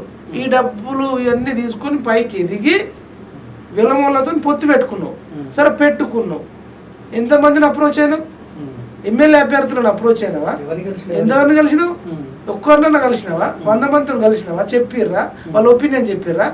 నీకు అంత దమ్ము లేదా, ధైర్యం లేదా, సామర్థ్యం లేదా, శక్తి లేదా? ఆ 70 ఏళ్ళ క్రిమినల్తో నువ్వు పొత్తు పెట్టుకున్నాడు అవసరమా? లక్షల మందిని చంపినోడితో నువ్వు పొత్తు పెట్టుకున్నాడు అవసరమా? అంటే మీ ఇద్దరు కేసీఆర్ అన్నాడు మా ఇద్దరు ఐడియాలజీ ఒకటే అన్నాడు. అంటే మీ ఇద్దరు ఐడియాలజీ ఎస్సీ ఎస్టీ బీసీలను చంపడమా? ఇది ఎస్సీ ఎస్టీ బీసీలు గమనించాల్సిందిగా నేను కాలోజీ టీవీ తరఫున కోరుకుంటున్నా. దయచేసి చాలా ప్రమాదం వీళ్ళ పొత్తు, తెలంగాణకు ప్రమాదం. దయచేసి ఆలోచించండి, నేను చెప్పిన దాంట్లో వాస్తవం ఉంది. Okay, anyway thank you you so మచ్ అన్న. సో ఇది ఓయూ జేఏసీ నేత ప్రశ్నించే గొంతుక మైపాల్ యాదవ్ అన్నతోటి స్పెషల్ ఇంటర్వ్యూ. సో ఏదేమైనప్పటికీ మొదలారా జాగ్రత్తగా ఉండండి. సో ఏ మార్పు దిశగా అయితే మనము కాంగ్రెస్ పార్టీకి అవకాశం ఇచ్చినామో ఆ మార్పు కనిపించకపోతే ఇటు కాంగ్రెస్ పార్టీని, ఆల్రెడీ కథమైన బీఆర్ఎస్ పార్టీని ఖతం చేయాల్సిన అవసరం ఖచ్చితంగా ఉంది. చూద్దాం రాబోయే ఎంపీ ఎలక్షన్లో కూడా అదే తరహాలో పోరాటం కంటిన్యూ అవుతుందని చెప్పి మైపాల్ యాదవ్ అని చెప్తా ఉన్నట్టు. చూసండి Kaloji TV. Thank you so much.